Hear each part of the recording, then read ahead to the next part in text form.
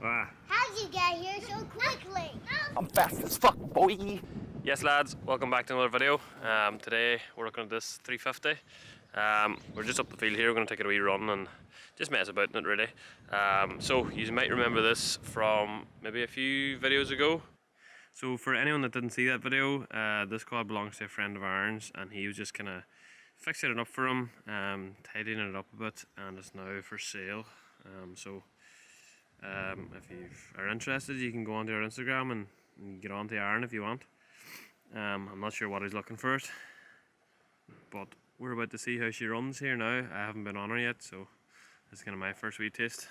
I haven't actually been on a farm quad in ages. Well, I know Aaron sold that Honda before, and I was on that, but I kind of do miss the farm quads. I would like to get another one, but at the moment it's just the racing quads for now.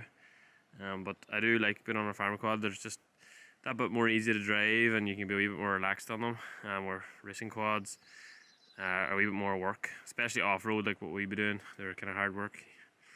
Where farm quad you can just sit on and be at your leisure. Put your on.